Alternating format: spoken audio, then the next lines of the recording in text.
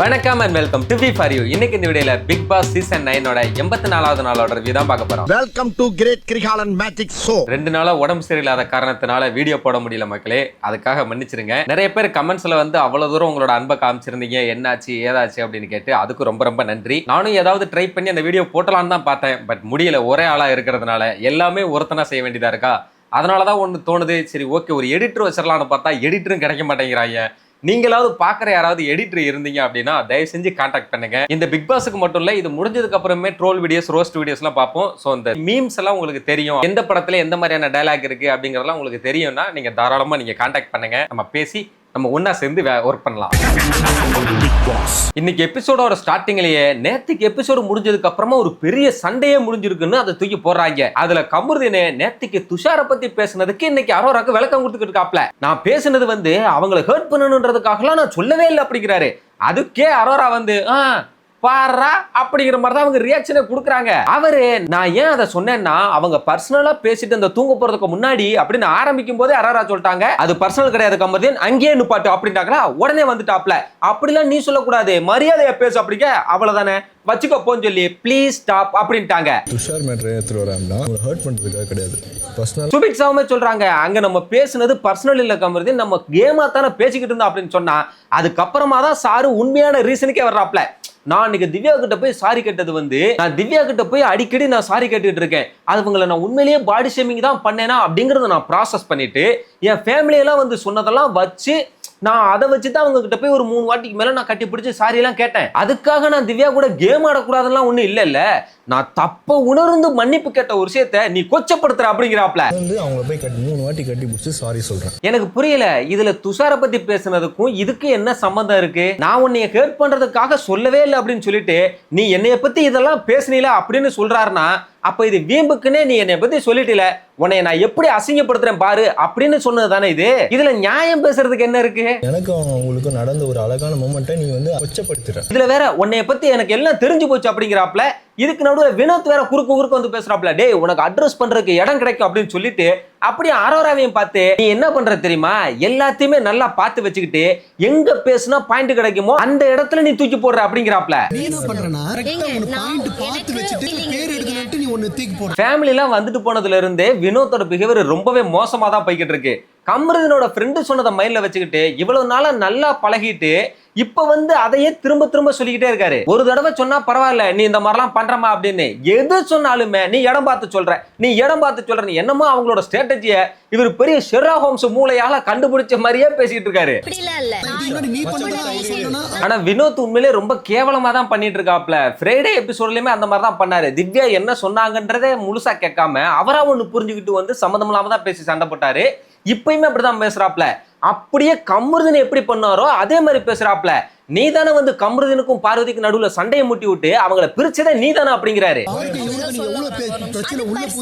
இதுக்கும் இப்ப பேசிக்கிட்டு இருக்கிறதுக்கு என்ன சம்பந்தம் இருக்கு? இதெல்லாம் ரொம்ப கேவலமா தானே தெரியுது. அரோரா சொல்லி அவங்க 2 பேரும் பிரிஞ்சாங்க, பார்வதியால கமருதீன் கெட்டு போயிடக்கூடாதுன்னு அவங்க அவளை சொன்னாங்க, அந்த ஆளு கேட்கல.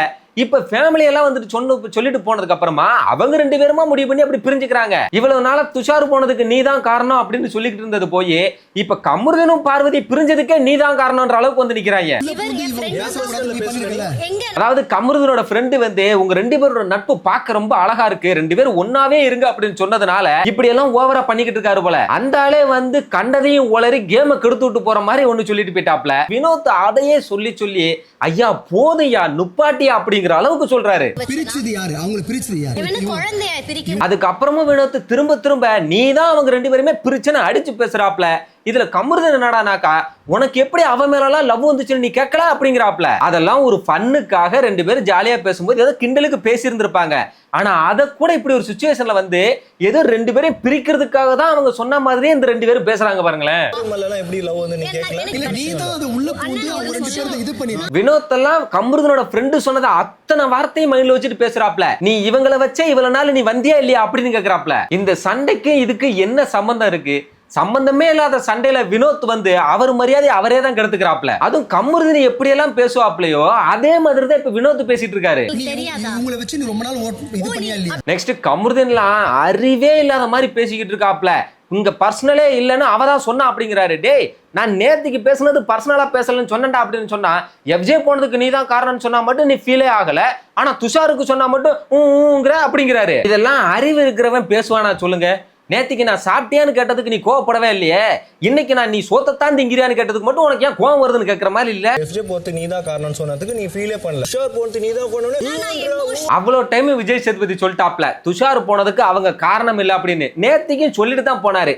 போய் கொஞ்ச நேரத்துல அதான் பேசுறாங்க. வினோத் வந்து சொல்றாப்ல, அவன் உன்னாலதான் போயிட்டான்னு நீயே நினைக்கிறல்ல, அப்ப அவன் உன்னாலதானே போயிட்டா அப்படின்னு ஒரு அறிவுபூர்வமான கேள்வியை கேட்கிறாப்ல. இதுல கமருதன் வேற வந்துகிட்டு அதை சொன்னா நீ ஏன் ஃபீல் பண்ற, அப்ப உன்னாலதான் போனான்னு உனக்கே தெரிஞ்சிருக்குதுல அப்படிங்கிறாப்ல. சபரி வேற வந்து டே போதும்டா அப்படின்னு மாதிரி நுப்பாட்னா, மச்சா மச்சா ப்ளீஸ்ரா நல்லா போய்கிட்டு இருக்கு அப்படிங்கிறாரு. உன்னால போயிட்டான்னு உனக்கே தெரியுது, நீ சொல்லிருக்க. சாரி ஏதோ நல்ல பாயிண்ட புடிச்சிட்டதான் நினைப்பு போல் இருக்கு, ஆனா அதை பாக்குறதுக்கு கன்றாவியா இருக்கு. எவ்வளவு சொன்னாலும் திருந்தாத ஜென்மங்களா இருக்காங்களே அப்படின்னு. இதுல வினோத் சேர்ந்துதான் ஹோஸ்டே சொல்லிட்டாப்ல அப்படிலாம் ஒண்ணு இல்ல அப்படின்னு. இதுவே திவாகர் போனதுக்கு வினோத் தான் காரணம்னு சொல்லும் போது மட்டும் எவ்வளவு கோவம் வந்துச்சு அவருக்கு. ஆனா இப்ப வந்து நீ ஃபீல் பண்ணல, அப்ப அதுதான் காரணம், உன்னாலதான் அவன் போனான்னு அரோராக்கு மட்டும் அவருக்கு எப்படி சொல்ல வாய் வருது? எனக்கு கொடுக்குற அட்வைஸையே திருத்திக்க மாட்டாப்ல வினோத். இதுல இதையெல்லாம சொன்னதை மைண்ட்ல வச்சுட்டு பேசுவாரு. நெக்ஸ்டும் அதேதான், ஒரு பேசிக்கான அறிவே இல்லாத மாதிரியே தான். அதை பத்தி பேசினா நீ ஏன் அழுகுற, அப்ப உனக்கு கில்ட் இருக்குதுல, அப்ப துஷார் போனதுக்கு நீ தான் காரணம் அப்படிங்கிறாங்க. கொஞ்சம் முன்னாடி ஹோஸ்ட் வந்து அது காரணம் இல்லைன்னு சொல்லிட்டு போயும் அப்பவும் நான் அப்படிதான் சொல்லுவேன் அப்படின்னு வீம்புக்கு சொல்றாங்கன்னா, இதை விட கேவலமான ஒரு அரக்கனை பார்க்க முடியுமா? இப்ப அதை சொன்னா நீ அழுகிறியா? அப்ப என்னைய பத்தி நீ பேசுனதுக்கு உன்னை நான் அதையே திரும்ப திரும்ப சொல்லி உன்னை கஷ்டப்படுத்தி உன்னை அழ வைக்கிறேன் பாரு அப்படிங்கிற மாதிரி தான் இருக்கு. அடுத்து எங்கெங்கயோ என்னென்னமோலாம் பேசுறாங்க. நீ பார்வதியை வந்து வெறுப்பேத்தனுங்கிறதுக்காக என் கூட வந்து பண்ணியா இல்லையா? நீ அதுக்காக தானே பண்ண, அதனால அவ வந்து ஹர்ட் ஆயிருக்கால அப்படிங்கிறாரு. இதுக்கு நடுவுல வினோத் வேற வந்து நீ என்னாலதான் போயிட்டானா நீ அழுவியா இல்லையா அப்படிங்கிறாப்ல. ரெண்டு பேரும் சேர்ந்து கேவலமா பண்ணிட்டு இருக்காங்க. அரோரா இடம் பார்த்து தான் பேசுறாங்க அப்படின்னு வினோத் சொல்றாருன்னா, இப்ப அவர் என்ன பண்ணிட்டு இருக்காரு? எப்பவோ ஒரு மனசு கஷ்டத்துல சொல்லி அழுதத இப்ப இடம் பார்த்து வந்து சொல்றதுக்கு பேர் என்ன? அரோரா என்னதான் விளக்கம் கொடுத்தாலும் ரெண்டு பேரும் பேசவே விட மாட்டாங்க. அதுல வினோத்லாம் கமருதனோட ஃப்ரெண்டு வந்து நீங்க ஒரு நட்புக்கு இலக்கணங்கிற மாதிரி சொல்லிட்டு போயிட்டாருன்றதுக்காக ரொம்ப ஓவரா பண்ணிட்டு இருக்காரு. நெக்ஸ்ட் சபரி திவ்யால வந்து சொல்றாங்க, டே நீ மன்னிப்பு கேட்டது உண்மை அப்படிங்கறத ஜெனியூன்னு திவ்யாவே சொல்லிட்டாங்க. அவ சொன்னது அவளோட கருத்து, அவ்வளவுதான் விடு அப்படின்றாங்க. அவ்வளவுதானுங்க பிரச்சனை. திவ்யாவே சொல்லிட்டாங்க அவங்க கேட்ட மன்னிப்பு ஜெனியூனா தான் இருந்துச்சு அப்படின்னு. ஆனா அதுக்கு யாருமே எதிர்கருத்தே வைக்க கூடாது அப்படி நீ சொல்லிட்டியா, வா இப்ப வந்து நான் உன்னை எந்த அளவுக்கு காயப்படுத்தி உன்னை அழ வைக்கிறேன் பாருன்னு ஒரு ரவுடிசம் பண்ற மாதிரி தானே இருக்கு. என்ன ஒண்ணு இங்க உடம்புல காயப்படுத்த முடியாது, அதனால உன்னை மனசுல காயப்படுத்தி உன்னை அழ வைக்கிறேன் பாருன்னு ரெண்டு பேரும் பண்றாங்க வினோத்தும் கமருதனும். அவரோட கருத்து, நீங்க சொன்னது உங்களோட கருத்து. அரோரா வெளியே போய் அழுக ஆரம்பிச்சிட்டாங்க. இப்ப நான் என்ன சொன்னேன், என்னோட ஒப்பீனியன் தானங்க சொன்னேன் அப்படின்னு அழுகுறாங்க. திவ்யா சொல்லிட்டாங்க, ஏய் அவர் வினோத் அவரை ஏத்தி விட்டுக்கிட்டு இருக்காருடி அப்படின்னு. சத்தியமா அதாங்க உண்மை. ஆல்ரெடி கமருதனுக்கு இருக்கிற கோவத்தை அதை வினோத் நல்லா ஏத்தி தான் விட்டாரு. நியாயமா அவர் ரெண்டு பேரு கூட நல்லா பழகுதுனால அதை சமாதானம் தான் படுத்திருக்கணும். ஆனா இவர் கூட சேர்ந்துல பண்ணாரு. என்னோட ஒப்பீனியன் தானே ஷேர் பண்ண. அவர் வினோத் ஏத்தி விட்டுட்டு இருக்காரு. அங்க விக்ரம் கமருதன் சொல்லிட்டு இருக்காப்ல, ஏங்க உங்களுக்கு ரெட் கார்டு வாங்கிருவீங்கன்ற சிச்சுவேஷன் வரும்போது எல்லாரும் உங்க மேல கோவத்துல இருக்கும்போது உங்க கூடவே இருந்தா, நீங்க ஒரு சொட்டு கண்ணீர் அந்த இடத்துல விடும்போது உங்களை விட உங்களுக்காக அதிகமா அழுதது அவதான். ஆனா இதெல்லாம் பார்வதிக்காகத்தான் பண்ணாங்க அப்படின்னு சொல்றத சத்தியமா என்னால நம்ப முடியலங்க. அதெல்லாம் கமருதன் மேல ஜென்யூனா வச்சிருந்த பாசம் தான். அதுக்கப்புறம் அது பிரேக் ஆயிடுச்சு அப்படின்ட்டு இருக்காரு. அப்போ கூட கமருதனோட ரியாக்ஷன் என்ன தெரியுமா? இன்னொன்னு வச்சிருந்த பாசம் தான் தோல வருது, அதுக்கப்புறம் அது பிரேக் ஆயிடுச்சு. டேய் என்னத்தடா உளறிக்கிட்டு இருக்க அப்படிங்கிற மாதிரி அவர் பாட்டுக்கு அசால்ட்டா சாப்பாடை சாப்பிட்டுக்கிட்டு இருக்காப்ல. நம்ம இவ்வளவு தூரம் பேசிட்டோமோன்ற குற்ற உணர்ச்சி எதுவுமே இல்ல, கொஞ்சம் ஓவரா தான் பேசிட்டோமோன்ற நினைப்பு எதுவுமே இல்ல. ரெட் கார்டு வாங்கிடுவீங்கன்னு நினைச்சிட்டு இருக்கும்போது உங்க கூடயே உட்கார்ந்திருக்காரு. சீரியஸ்லி கமருதனை பத்தி அரோரா ஒரு டைம் சொன்னாங்க தெரியுமா, அவங்கள விட்டு பிரிஞ்சுட்டாலே ஓ நீ இப்படி பண்ணிட்டியா அப்படின்னு வெளியில எல்லாம் அந்த மூஞ்சில இதை ஊத்துறது, இல்ல உன்னை பத்தி நான் நெட்ல விட்டுருவேன் மிரட்டுறது, அந்த மாதிரி லிட்டரலா பண்றாங்க அப்படின்னு சொன்னாங்க. அப்பெல்லாம் எனக்கு வந்து என்னடா இவ்வளவு ஓவரா பில்டப் பண்றாங்கன்ற மாதிரி தான் தோணுச்சு. ஆனா சத்தியமா இப்ப எனக்கு அதே ஃபீலிங் வருதுங்க. நீங்க ஒரு சொட்டு கண்ணீர் விட்டோன்னே உங்களோட ஜாஸ்தியா உங்களுக்காக அழுதுருக்கா. கமருதன் அவருக்கு எதிராவோ இல்ல அவர் தப்பு பண்ணிட்டாருன்னு சொல்லிட்டாலோ என்னைய சொல்லிட்டு உன் வாழ்க்கையவே அழிக்கிறேன் பாரு அப்படின்னு இவரை நம்பிலாம் ஒரு பொண்ணு எப்படி லவ்வோ இல்ல பழகவோ முடியும்? நாளைக்கே ஏதாவது பிரச்சனைனா இப்படிதான் மிரட்டுவாரு போலயே. இதுக்கு வினோத் சப்போர்ட் வேற. எல்லாம் வெறும் பாருக்காக சத்தியமா என்னால நம்ப முடியல. நெக்ஸ்ட் விக்ரம் போய் ஆறுதல் சொல்றாப்ல, இங்க பாருமா அவங்களால உன்னை ஹர்ட் தான் பண்ண முடியும், உன்னை அமைதியாக்கலாம் முடியாது அப்படின்னு. அதுக்கு அரோரா சொன்ன வார்த்தை என்ன தெரியுமா? எனக்கு பயமா இருக்குதுங்க, உங்களை பத்தி நான் ஏதாவது ஒன்று சொல்றேன் அப்படின்னா நீங்க ஹெல்த்தியா ஒரு இதை பேசுறீங்க, ஆனா அவங்கள பத்தி ஏதாவது ஒன்று சொல்லிட்டேன்னா நீ வந்து துரோகி, நீ வந்து ஃபேக் ஃப்ரெண்டு, நீ இவங்களுக்காகத்தான் பண்ற அவங்களுக்காக தான் பண்றன்னு ரொம்ப பர்சனலா வந்து காயப்படுத்துறாங்க அப்படின்னு அழுகுறாங்க. பயமா இருக்குங்க. ஒருத்தங்களை பத்தி பேசுறதுக்கே ஒருத்தங்க பயப்படுறாங்க, வெளியே போய் என்ன ஆகும் தெரியல அப்படின்னா அப்ப எந்த அளவுக்கு பேசியிருப்பாங்கன்னு பாருங்க. அப்பாடா என்னைய சொன்னவள நான் காயப்படுத்தி அள வச்சுட்டப்பா அப்படிங்கிற திருப்தி தான் இருக்கு அவருக்கு. உங்ககிட்ட ஏதாச்சும் எடுத்து வந்தா நீ துரோகி, நீ fake friend. Next Vijay Sethupathi வந்ததுமே நாம இதெல்லாம் கண்டுக்காத மாதிரியே போயிருவோம், அவங்க பிரச்சனை எதுக்கு நமக்கு அப்படிங்கிற மாதிரி போயிட்டாப்ல. டிக்கெட் ஃபினாலே எனக்கு கிடைக்கலனாலும் பரவாயில்ல, இவங்களுக்கு கிடைக்க கூடாது, இவங்க ஒருத்தே இல்லைன்னு யாரை நினைக்கிறீங்க அப்படின்னாங்க. அதுக்கு அரோரா வந்து சாண்ட்ராவை தான் சொன்னாங்க. வந்தப்பெல்லாம் அவங்க கொஞ்சம் நல்லா பண்ணாங்க, அடுத்து ஃபுல்லாமே டவுன் ஆகிட்டாங்க, அதனால அவங்களுக்கு கிடைக்க கூடாது அப்படிங்கிற மாதிரி சொன்னாங்க. பாவம் அரோரா சின்ன பிள்ளை, அதுக்கு தெரியல போல் இருக்கு. சாண்ட்ராவுக்குலாம் எதுக்கு டிக்கெட் ஃபினாலே? அதுக்கு தான் ஹோஸ்ட் அவங்க புருஷனோட ஃப்ரெண்டு விஜய் சேதுபதி இருக்காரு, அவரே ஃபைனல்ஸுக்கு கொண்டு வந்துருவாரு. அதுக்காகத்தானே அவங்க பண்ண தப்புக்கெல்லாம் சப்போர்ட் பண்ணி வெளியில அவ்வளவு அவமானங்களை சந்திச்சுக்கிட்டு இருக்காரு, இதை பண்ண முட்டுவாரா? அவரோட பெர்ஃபார்மன்ஸ் வந்து கம்மி ஆயிடுச்சு. நெக்ஸ்ட் சுபிக்ஷா வந்து பார்வதி சொன்னாங்க, அவங்க இந்த வீட்டோட ரூல்ஸையும் மதிக்கிறது இல்ல, பிக் பாஸ் போடுற ரூல்ஸையும் மதிக்கிறது இல்ல, ஸ்ட்ராட்டஜியுமே பார்த்தா லவ் கண்டென்ட் சண்டை போடுறது இப்படிதான் பண்ணாங்க, அதுவுமே இப்ப முடிஞ்சு போச்சு, அதனால உங்களுக்கு கிடைக்க கூடாது அப்படின்னாங்க. இதே ரீசனை தான் கனியுமே சொன்னாங்க. சரியான ரீசன் தான் இதெல்லாம். எந்த ஒரு வேலையுமே செய்யாம எந்த ஒரு ரூல்ஸையுமே மதிக்காம இவ்வளவு தூரம் வந்திருக்காங்க. அதுவே மத்த கண்டஸ்டன்ட்க்குலாம் பண்ண ஒரு அன்பேர் தான். இதுல ஃபைனல்ஸ் வரைக்கும் வந்தாங்கன்னா அவ்வளவுதான். மதிக்கிறது இல்ல, பிக் பாஸ் சொல்றதையும் பெருசா மதிக்கிறது இல்ல. நெக்ஸ்ட் விக்ரம் வந்து திவ்யாவை சொன்னாப்ல, ஸ்கூல் டாஸ்க்லயுமே அவங்க ஒழுங்கா பண்ணவே இல்லை, இந்த கனகாம்பால் கேரக்டர்ல பேசிக்கே டான்ஸ் ஆடணும் அப்படிங்கறதான், அதையும் அவங்க பண்ணல.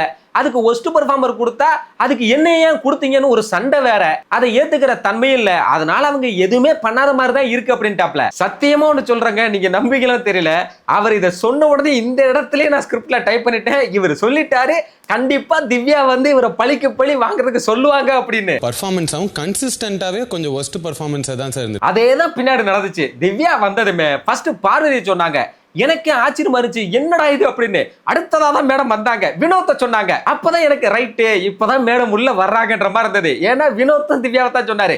மூணாவதா தான் என்னடா வரலையேன்னு பார்த்தா விக்ரமுக்கு வந்துட்டாங்க. அதானே நம்ம திவ்யாவை பத்தி கணிச்சது எப்படி தப்பா போகும், அவங்க அப்படித்தானே. தேர்ட் வந்து நான் விக்ரம் சொல்றேன் சார், அவங்க புத்தியே அதுதானே. என்னை எவனாவது சொல்லிட்டீங்க அப்படின்னா நான் உங்களை ரிவெஞ்சுக்கு பதிலுக்கு பதில் சொல்லியே ஆவேன் அப்படிங்கிற ஒரு கேமை தான் இவ்வளவு நாளா ஆடிக்கிட்டு இருக்காங்க. நானும் எல்லா வீக்கெண்ட்லயும் பார்த்துட்டேன், எல்லா பெஸ்ட் ஹோஸ்ட் ஒரு பர்ஃபார்மர்ஸ்லயும் பார்த்துட்டேன், அதே தான் பண்றாங்க. அது எந்த அளவுக்குன்னு பாருங்க, எல்லாரும் ஒரு ஒரு ஆளை சொல்ற இடத்துல என்னைய பத்தி சொன்ன எல்லாரையுமே சொல்லுவேன்னு வந்து 3 பேரை சொல்லிக்கிட்டு இருக்காங்கன்னா அவங்களுக்கு தன்னோட தவற உணர்ற அந்த பக்குவமும் இல்ல, அதை பொறுத்துக்கிற தன்மையும் இல்ல. எனக்கு கிடைக்கட்டாலும் பரவாயில்ல சார், அவருக்கு நான் கிடைக்க கூடாதுன்னு சொல்றேன். அது விஜய் சேதுபதியே சொல்றாப்ல, நீங்க சொல்றது பார்வதிக்கு சொன்னது கூட ஏதோ பரவாயில்ல, ஆனா வினோத்துக்கு சொல்றதெல்லாம் இதுக்கு எதுவுமே சம்பந்தமே இல்லையே, அது கேமை பத்தியே இல்லையம்மா, நீங்க உங்களுக்கு உள்ள இருக்கிற அந்த பிரச்சனைகளை பத்தியே அதை பத்தி தானமா இருக்கு, பேசாம உட்காருங்க, ஒரு 2 பேர் சொல்ற வரைக்கும் யோசிங்க அப்படின்ட்டாரு.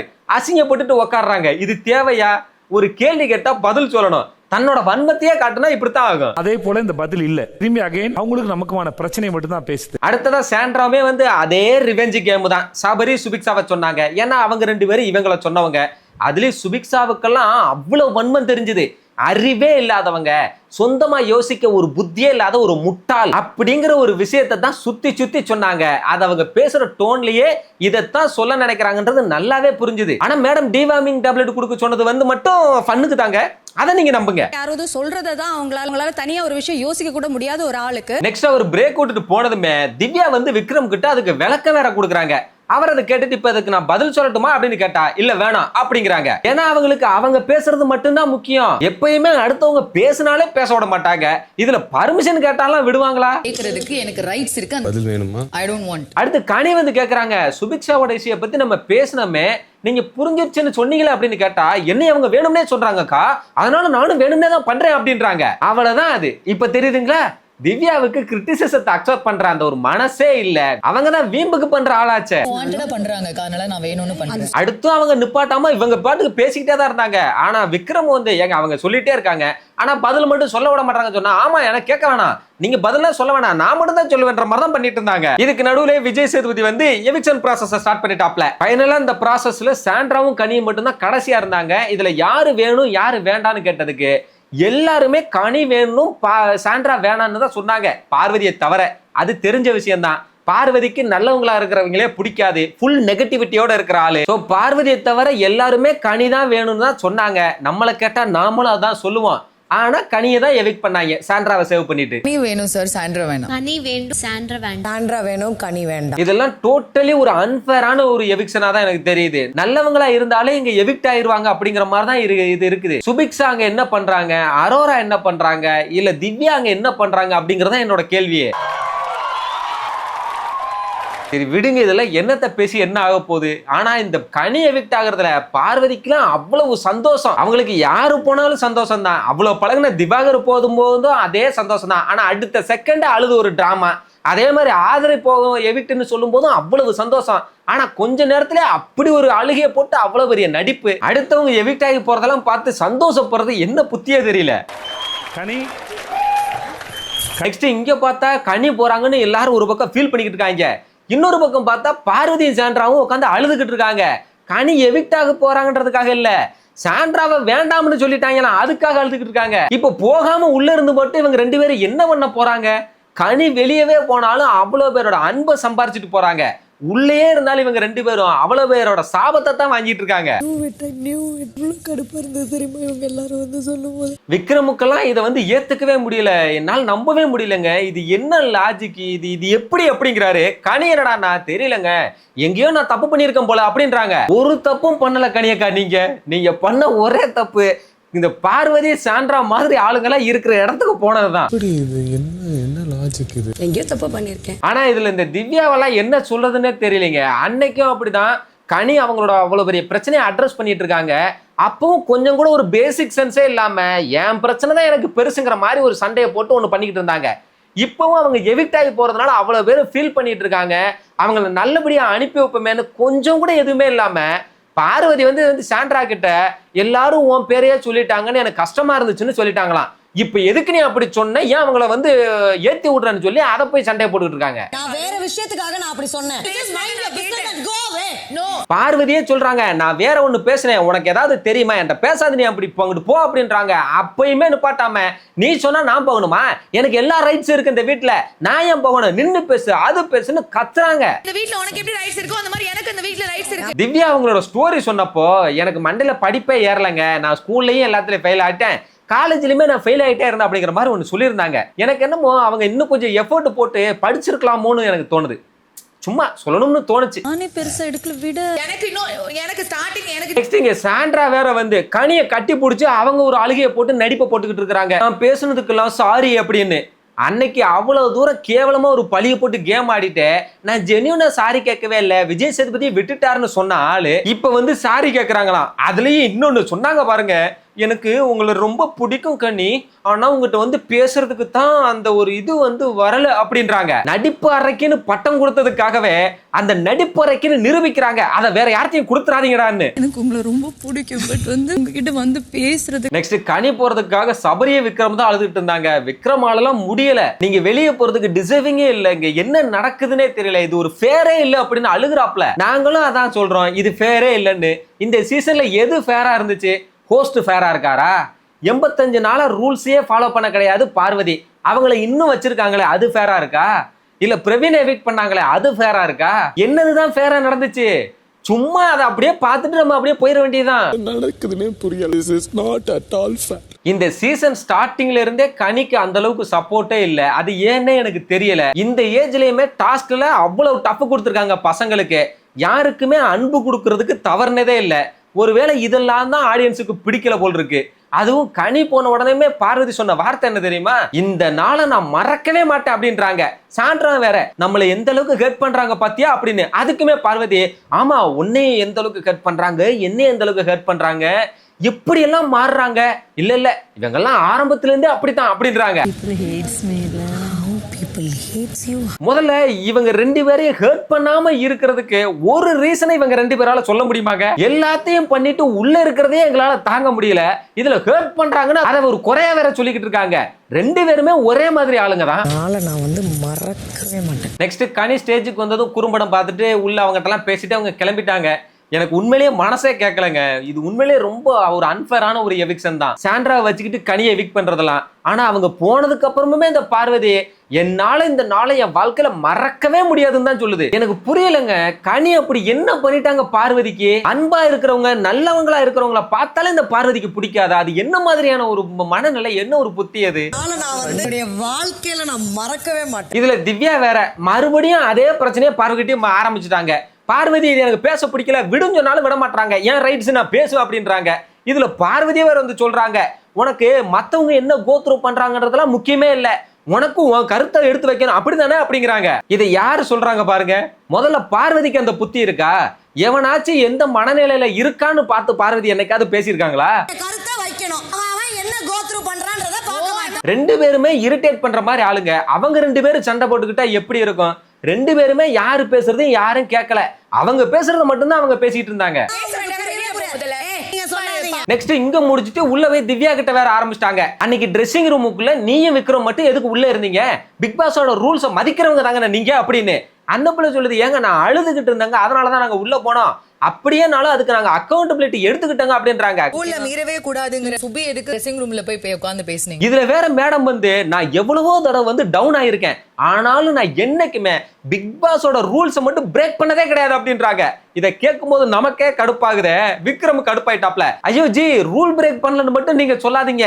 பிக் பாஸ் ஒரு பனிஷ்மெண்ட் கொடுத்து அதை செய்யாத ஆளு நீங்க சொல்லாதீங்க நான் ரூல் பிரேக்கே பண்ணலன்னு அப்படின்னு சொன்னா அதுக்கு பதில் சொல்ல துப்பு இல்ல. நீங்க பிக் பாஸ் வந்து ஸ்கிரீனை பிச்சிருவேன்னு சொன்னதே உங்களுக்கு தான், எனக்கு இல்லன்னு சொல்லிட்டு மூஞ்சி அவ்வளவு கொடூரமா வச்சுக்கிட்டு சொல்றாங்க. எமோஷனலா டவுன் ஆயிருக்கு. வீட்டோட ரூலை நான் எங்க பிரேக் பண்ணது கிடையாது. பிரேக் பண்ணதுல எல்லாம் பேசக்கூடாது. விக்ரம் கேட்ட கேள்வி சரியான கேள்வி. ரூல் பிரேக்கே பண்ணதுலன்னு பெருசா பேசுறாங்க, அவங்களும் அதை பண்ணிருக்காங்கல்ல. கேட்டா ஒண்ணு அதுக்கு பதில் சொல்லணும். அவங்க பண்றது அவங்களுக்கு தப்பு, அந்த தப்பே தெரியாது. ஸ்கிரீனை பிச்சிருவேன்னு சொன்னது எனக்கு கிடையாது, உங்களுக்கு தான் சொன்னாங்க. ஆனா விக்ரம் விடல. வீக்கெண்ட்ல 15 நிமிஷம் வச்சு கிளின்னு கிழிச்சது உங்களை தான் அப்படின்னு சொன்னா மட்டும் அதை பத்தி நீங்க பேசக்கூடாது அப்படின்றாங்க. ஏங்க பேசக்கூடாது? கொஞ்சம் முன்னாடி ஸ்கிரீனை பிச்சது உங்களுக்காகத்தான், நீங்க ரூல்ஸே மதிக்கல, நீங்க தான் தப்பு பண்ணீங்க, நான் ரொம்ப கரெக்டான ஆளுன்னு பேசினாங்கல்ல. ஆனா அவங்க பண்ணதை மட்டும் சொல்லக்கூடாதா? என்னது தனி செக்மெண்ட் வச்சு கிளின்னு கிழிச்சாங்க, சரிங்களா? நீங்க பேசக்கூடாது. இதுல கேள்வி கேட்டு பதில் இல்லைன்ன உடனே இப்படி எல்லாம் பாடி லாங்குவேஜ் காட்டி பேசாதீங்க அப்படின்றாங்க. ஆனா அடுத்த நிமிஷமே அதே மாதிரி இல்ல, அதை விட கேவலமா தான் அவங்க பண்ணாங்க. சொல்லுங்க சொல்லுங்கன்ற மாதிரி பண்றாங்க. இந்த கான்வர்சேஷனால பேச முடியாது. ஒன்னு சொல்லவா, நான் ரொம்ப சின்சியரா சொல்றேன். உங்களுக்கு அதுக்கு அப்புறமே அவரை பேசினா அவரை பேசவே விட மாட்டாங்க. கேட்டா என்னைய பேச விட மாட்டீங்க அப்படின்றாங்க. அவரும் அரை மணி நேரமா நீங்க தானங்க பேசிக்கிட்டு இருந்தீங்க, ஒரே ஒரு பாயிண்ட் வச்சதும் உங்களால ஏத்துக்க முடியல அப்படின்னு சொன்னா உடனே கத்தாதீங்க அப்படின்றாங்க. எப்பா முடியலங்க. பேசுறீங்க, ஒரு பாயிண்ட் எடுத்து வச்சா தடுக்கிறீங்க. திவ்யாக்கு பேசுறதுக்கு ஒரு நியாயம் இருக்காது, ஒரு பாயிண்டே இருக்காது, சும்மா கத்திக்கிட்டே இருக்கணும். வெறுமனே பாட்டு ஓட்டம் வச்சு மட்டுமே இவ்வளவு தூரம் வந்துட்டாங்க. இவங்களால கனி மாதிரி ஆளுங்கெல்லாம் எவிக்ட் ஆகி போயிட்டாங்க. விக்ரமும் உங்ககிட்ட கத்தி தாங்க பேச முடியும், உங்ககிட்ட கத்தி தாங்க பேச முடியும் அப்படின்னு சொன்னா, ஓ அன்னைக்கு உங்க ஃபேமிலில இருந்து வந்து கத்தி பேச சொன்னாங்களே அதுக்கா அப்படின்றாங்க. அவர் எது என் ஃபேமிலியில் சொன்னது உங்களுக்கு எப்படிங்க தெரியும்? என் ஒய்ஃபு கிட்ட பேசுனது அப்ப நீங்க ஒட்டு கேட்டீங்களா? அசிங்கமா இல்லையா அப்படின்னு கேட்டா எனக்கு அசிங்கமா இல்ல அப்படின்றாங்க. அவரும் வீக்கெண்ட்ல திட்டு வாங்கினது நீங்க அப்படின்னு சொன்னா கத்தி பேசாதீங்க அப்படின்றாங்க. சரின்னு மெதுவா பேசினா மறுபடியும் கத்தி பேசாதீங்கன்றாங்க. அவரும் கொஞ்சம் கொஞ்சமா குறைச்சு மறுபடியும் சொல்றாரு. சொன்னதை கேட்டுட்டு நான் ஒண்ணும் உங்களை மாதிரி ஸ்கிரீனை மூடிட்டு பேசல அப்படின்றாங்க.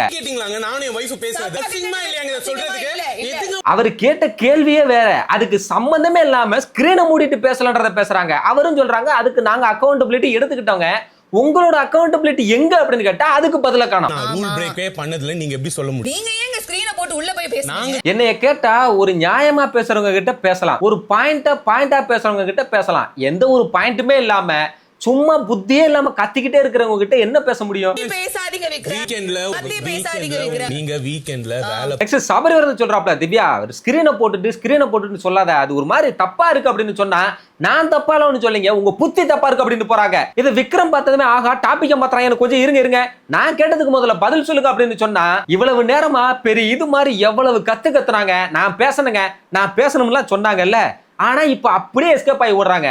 விக்ரம் வந்து போகாதீங்க திவ்யா, எனக்கு பதில் சொல்லிட்டு போங்க அப்படின்னு சொன்னா நான் கிளம்புவேங்க அப்படின்னு ஒரு மாதிரி ஆட்டிடியூட் காமிச்சிட்டு கேவலமா பண்ணாங்க.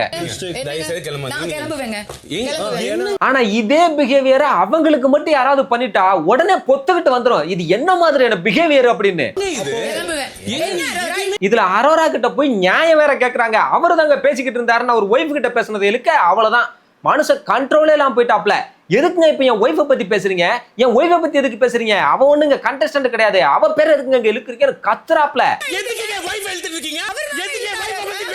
ஆனா இவங்க என்னடானாக்கா நான் எங்க இழுத்தேன், நீங்க தாங்க சொன்னீங்க அப்படின்றாங்க. எல்லாரும் வந்து சொல்றாங்க அப்பவுமே அவர் தாங்க இழுத்தாரு அப்படின்றாங்க. அவரும் சொல்றாப்ல, ஏங்க என் ஒய்ஃபை பத்தி தப்பா பேசுனாங்கன்னு நான் சொல்லல அப்படின்னு தாங்க சொல்ல வராரு.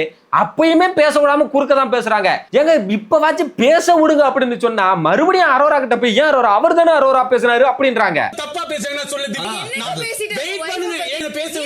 எப்பா திவ்யாவோட வாய்க்கு ஒரு பூட்டு வாங்கி போடுங்கப்பா. எப்படிதான்ப்பா கூட இருக்கீங்க? முடியல. ஒரு ஆர்கியூமெண்ட்னா ரெண்டு பக்கமும் பேசணும். நான் மட்டும் தான் பேசுவேன், உன்னைய பேச விட மாட்டேன்னா எப்படி? அதுக்கப்புறமா எல்லாரும் வந்து பொறுமையாக்கி விக்ரம காம் டவுன் பண்ணதும் அவர் வந்து ஏங்க எனக்கு பேசணுங்க, நான் பேசுறேன், அவங்கள கேட்க சொல்லுங்க அப்படின்னு சொல்லிட்டு பேசுறாப்ல. என் ஒய்ஃபை பத்தி அவங்க தப்பா பேசுனாங்கன்னு நான் சொல்லலைங்க, அவங்க அப்படி பேசல.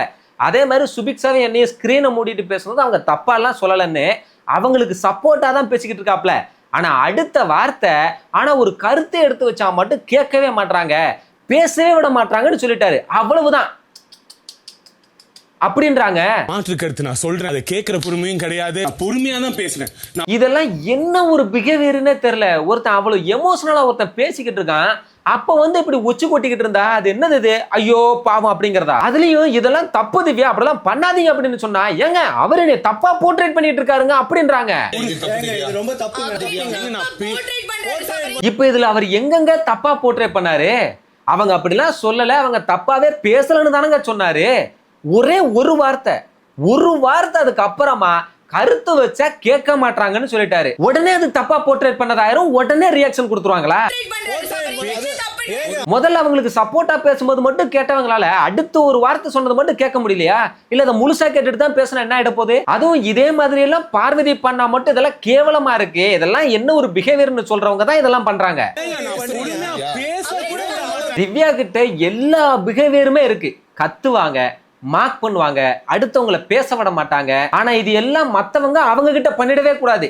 பண்ணிட்டாங்கன்னா போதும் உடனே வந்துருவாங்க. இதெல்லாம் கேவலமான பிஹேவியர், சீப்பான பிஹேவியர் அப்படின்றாங்க. அடுத்தவங்களை மட்டும் சொல்லியே அவங்க வாழ்க்கை போயிடும் போலயே திவ்யாவுக்கு. இதுல வேற எல்லாரும் வந்து சொல்றாங்க இப்ப அவர் என்னங்க தப்பா போர்ட்ரேட் பண்ணாரு, அவரை பேச விடுங்க, அவரை பேசி முடிக்கட்டுமே சொன்னா மேடம்க்கு கோபம் வேற வருது. அவரை யாருமே எதுவுமே கேட்க மாட்டீங்க, என்னையவே சொல்றீங்கன்னு பாட்டில் தூக்கி அடிச்சுட்டு கோச்சிட்டு வெளியே போறாங்க. நியாயமான கேள்வி கேட்டா பதில் சொல்றதுக்கு துப்பு இல்ல. அப்படி ஒரு சிச்சுவேஷன் வந்துச்சுனாலே திவ்யா உடனே வந்துட்டு கோபப்பட்டு போற மாதிரி போறது, இல்லைன்னா ஆகாஷ் நீங்க சூப்பரா பேசுறீங்கன்னு எதையாவது ஒன்று சொல்லிட்டு அங்கிருந்து எஸ்கேப் ஆகுறது. இதே வேலைதான் திவ்யாவுக்கு. இந்த விக்ரம் வேற விடுற மாதிரி இல்ல, வெளியவும் போய் அவர் பேசிட்டே இருக்காப்ல. அவங்க காது பொத்திக்கிறாங்க. மேடம் கமருதன் வந்து பேச வந்தா அவர்கிட்டையும் கத்துறாங்க. பார்வதி பேசும்போது நீ எங்க வந்த, பார்வதி பேசும்போது எங்க போன, அப்ப வந்து பேச வேண்டியதானே அப்படின்றாங்க. அந்த ஆளு பார்வதி பேசும்போது இவங்களுக்காக வந்து பேசதான் செஞ்சாப்ல. ஆனா எப்பயுமே எனக்கு சப்போர்ட்டா தான் நீங்க பேசணும், இல்லையா நான் இப்படித்தான் பேசுன்ற மாதிரி தான் பேசுறாங்க. யாரு வந்து பேசினாலும் எங்கிட்ட வந்து பேசாத சபரி, எல்லாரும் சேர்ந்து சார்ஜ் பண்ணிட்டு வரீங்களா அப்படின்றாங்க. பாட்டில் தூக்கி எரிஞ்சிட்டு பதில் சொல்றதுக்கு முடியாம பயந்து ஓடுனது இவங்க. அப்ப பதில் சொல்லுங்கன்னு வந்து கேட்க தானே செய்வாங்க, உடனே அதை அப்படியே மாத்துறது. அடுத்துமே எல்லாரும் சமாதானப்படுத்துறாங்க. எல்லாருக்கிட்டையுமே ஏங்க அவர் ஒய்ஃபை பத்தி நான் என்னங்க தப்பா பேசுனேன்னு கத்ததான் செய்றாங்க. ஏன் அவருமே நீ தப்பா பேசுறேன்னு தானே சொல்றாரு அப்படின்னு சொன்னா உடனே வந்துட்டு என்ன கொஞ்சம் தனியா விடுங்க அப்படின்னு கத்துறாங்க. ஏன்னா அவங்க சொல்றது பொய்ன்னு சொல்லிட்டாங்க, அவங்க கேட்டதுக்கு பதில் சொல்லுங்கிற மாதிரி சொல்லிட்டாங்கல்ல, அதனால அடுத்து என்ன சொல்றதுன்னு தெரியல. அவரும் விடாம எனக்கு பேசணுங்க, விட முடியாதுங்க அப்படின்னு சொன்ன உடனே என்ன பேசணும் அப்படியே அவன் முண்டிக்கிட்டு போறாங்க. அவர் அப்படியே பின்னாடியே போய்கிட்டு இருக்காப்ல. கொஞ்சம் முன்னாடி என்னை எல்லாரும் சார்ஜ் பண்ணிட்டு வரீங்கன்னு சொன்னது இவங்க தான். ஆனா இப்ப மேடம் தான் சார்ஜ் பண்ணிட்டு போறாங்க. எதுலயுமே நியாயங்கிறது சுத்தமா இல்லாத ஒரு ஆளை பார்க்கணும் அப்படின்னா திவ்யாவை பாத்துக்கங்க. நெக்ஸ்ட் விக்ரம் சரி ஓகேன்னு சொல்லி அவர் பேச வராரு. ஒரே ஒரு வார்த்தை தாங்க பேசினாரு. ஒரு கருத்தை சொன்னா நீங்க அதை கேட்கவே மாட்டீங்க அப்படின்னு. அதுக்கே அவங்க 3 வார்த்தை பேசுறாங்க. நீங்களும் தான் கேட்க மாட்டீங்க, நீங்களும் தான் பேசவே விட மாட்டீங்க அப்படின்றாங்க. அவரும் பார்த்தாரு, சரி இப்ப இதா இருக்காங்க போட்டுருக்கு, நான் ஒரு 5 நிமிஷம் கழிச்சு வந்து பேசுறேன் அப்படின்னு சொன்னா முடியாது அப்படின்றாங்க. ஏன்னா பேசுறதுக்கு பாயிண்ட் இல்ல, தப்பு பண்ணுனது தப்பா பேசுனது எல்லாமே திவ்யா பேசுனா அதெல்லாம் வெளியே வந்துரும்ல. இதுவே திவ்யா கிட்ட போய் அடுத்தவங்கள பத்தி பேச சொல்லி பாருங்க, 3 நாளா பேச சொன்னாலும் பேசிக்கிட்டே இருப்பாங்க. அதுவே அடுத்தவங்கள பத்தி நீங்க ஒரு வார்த்தை சொல்லி பாருங்க, அடுத்த வார்த்தை நீங்க பேச முடியாது வந்துருவாங்க. எல்லாருமே வந்து கத்தாத, அவன் கத்தல, அமைதியா தான் நிக்கிறான், கொஞ்சம் பொறுமையா இருன்னு சொன்னாலும் எல்லாருக்கிட்டையுமே கத்ததான் செய்யறாங்க. அவங்க கத்துறதுல எல்லாம் மத்தவங்களுக்கு பேசுறதுக்கு பாயிண்டே இல்ல. ஏன்னா ஒரே வார்த்தை தான் சொல்றாங்க, நீங்க ஏன் கத்துறீங்க, என்னைய டார்ச்சர் பண்றீங்க எல்லாரும் சேர்ந்து, இதே தான் சொல்றாங்க. நெக்ஸ்ட் அவங்கள அமைதிப்படுத்தி ஒரு ஓரமா போய் நில்லு அப்படின்ட்டாங்க. இங்க விக்ரம் சொல்லிட்டு இருக்காப்ல, என்ன சுபிக்ஷா அதெல்லாம் ரூல் பிரேக் பண்ணிட்டு ஒரு வீக்கெண்ட்ல அவ்வளவு திட்டு வாங்கிட்டு நான் ரூல் பிரேக்கே பண்ணது இல்லைன்னு சொல்றாங்களேம்மா அப்படின்னு கேட்டா சுபிக்ஷா சொல்லுது, அண்ணே ரூல் பிரேக் பண்ணிட்டு அவங்களோட தப்பை ஒத்துக்கிட்டு அக்கௌண்டபிலிட்டி எடுத்துக்கிறவங்க இங்க இருப்பாங்க அப்படின்னு சொல்ல, இல்லையம்மா அப்படிப்பட்ட ஆளுதானமா கனி, எல்லாத்தையும் கரெக்டா பண்ணாங்களேம்மா, அவங்க போயிட்டாங்களேம்மான்னு அழுகிறாப்ல. அக்கௌண்டபிலிட்டி எடுத்தவங்க இங்க இருப்பாங்க. இல்லையம்மா கனி அப்படிப்பட்ட ஆள் தானம்மா. நெக்ஸ்ட் ரொம்ப நேரம் கழிச்சு திவ்யா வந்தாங்க. வந்து வாண்டடா விக்ரம் அவங்களே கூப்பிட்டு, விக்ரம் உங்க பாயிண்ட் ஆஃப் வியூல திவ்யானா அடமெண்ட், ரூடு, எமோஷன்லெஸ் எப்படி வேணா வச்சுக்கோங்க, நான் யாருன்னு எனக்கு தெரியும், நான் ஒருத்தங்களை எப்படி வேல்யூ பண்ணணும், ஒரு ஃபேமிலி எப்படி வேல்யூ பண்ணணும்னா திவ்யாவுக்கு தெரியும்னு அவங்களே தான் சொல்றாங்க. விக்ரம் சொல்றாப்ல, இப்பவும் அவங்களே தான் பேசிக்கிட்டு இருக்காங்க, என்னைய பேச விட மாட்டாங்க அப்படின்னு சொன்னா நீங்க பேசுறத கேட்க எனக்கு விருப்பம் இல்லைங்க, நான் கேட்கவும் போறது இல்லை அப்படின்றாங்க. உங்க பாயிண்ட்ல அடமெண்ட், ஐ அம் ரூட் என்ன வேணாலும் எடுத்துக்கோங்க. இது என்னது, இது எனக்கு புரியலையே. அப்புறம் என்ன டேஷுக்கு இவங்க மட்டும் வந்து பேசணும்? அவங்க தான் பேசிட்டு இருக்காங்க, நான் என்ன பேச விட நீங்க மாட்டாங்க. பேசுறத கேட்க எனக்கு விருப்பம் கிடையாது. அவங்க பேசுறத கேட்கறதுக்கு விருப்பம் இல்லைன்னா நாமளும் எதுவும் சொல்லாம போயிடணும். நான் மட்டும் என்ன வேணா சொல்லுவேன், அதை நீ வந்து கேட்டுட்டு மூடிக்கிட்டு போயிரு.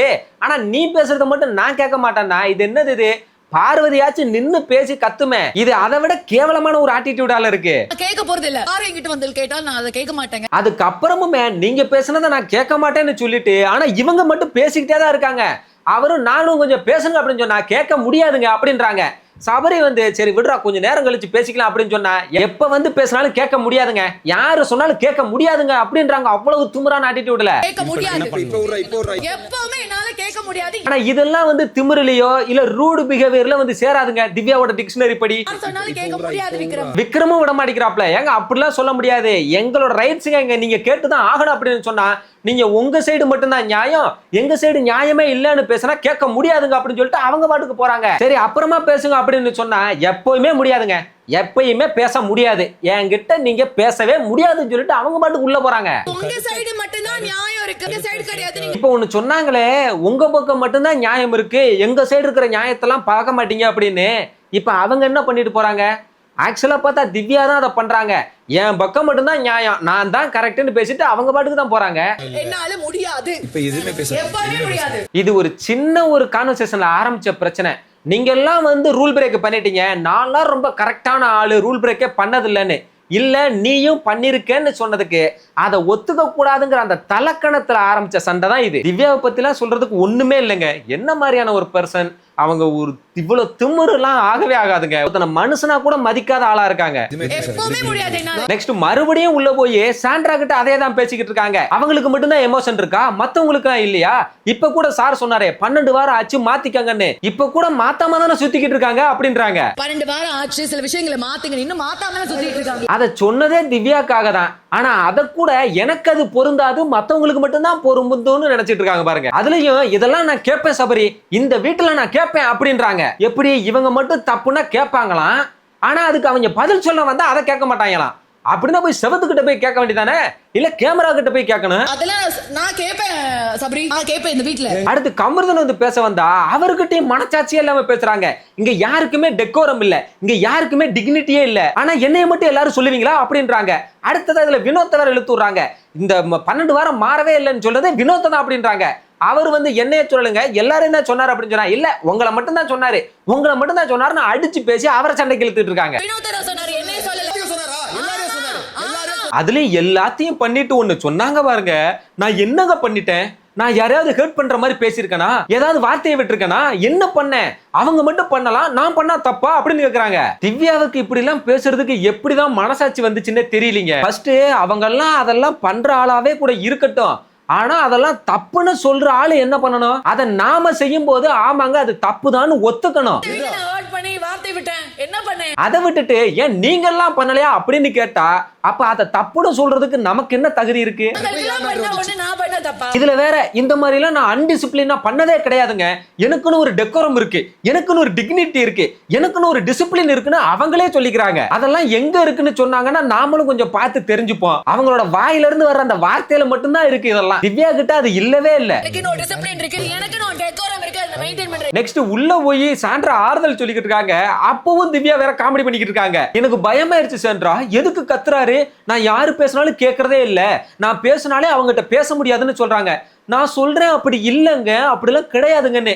இப்ப கூட என்கிட்ட வந்து எல்லாரும் பேசினாங்கல்ல, நான் பேசதானே செஞ்சேன் அப்படிங்கிறாங்க. எல்லாரும் என்கிட்ட பேசுறாங்க, எல்லார்கிட்டயும் நான் பேசிக்கிட்டு தானே இருக்கேன். இதே மாதிரி ராங் அக்யூசேஷன் வைக்க முடியும்? ஆமா பேசினாங்க, ஆனா இவங்க மட்டும் தானே பேசினாங்க. எல்லாரும் பேசினாங்க, ஒருத்தரையாவது திவ்யா பேச விட்டாங்களா? இவங்களே தான் கத்திக்கிட்டு இருந்தாங்க. நான் அப்படிலாம் கிடையாது, நான் யார்கிட்ட வேணா பேசுவேன், பேச விடுவேன்னு வாயிலே தற்பெருமை மட்டும் பேசினா பத்தாது, அடுத்தவங்களையும் பேச விடணும். என்ன சொன்னாலும் நீங்க கேட்க மாட்டீங்க. பேசினா உங்ககிட்ட பேச முடியல, நான் சொல்றேன் அப்படி இல்லங்க. இப்ப கூட இவ்வளவு சொல்றாங்கல்ல, இப்ப மட்டும் சாண்ட்ரா ஒரு வார்த்தை எங்கடி நீ பேச விட்டன்னு மட்டும் சொல்லி இருக்கணும், அவ்வளவுதான். உடனே அடுத்த செகண்டே அவங்கள பேச விடாம இவங்களே பேசியிருப்பாங்க. இதுல எல்லாத்தையும் பண்ணிட்டு அழுக வேற. அப்படி கிடையவே கிடையாது அப்படின்னு இப்ப எல்லாரும் என்கிட்ட பேசுறாங்க, எல்லார்கிட்டயும் நான் பேசிக்கிட்டு தானே இருக்கேன். திவ்யாக்கெல்லாம் சுட்டு போட்டாலும் தான் செய்யற தப்பு அவங்களுக்கு தெரியாது. அடுத்தவன் அதையே செஞ்சு காட்டினாலும் இதுதான் தப்பு, நான் செஞ்ச தப்பே இல்லைன்னு தான் சொல்லுவாங்க. ஏன் கேட்கல?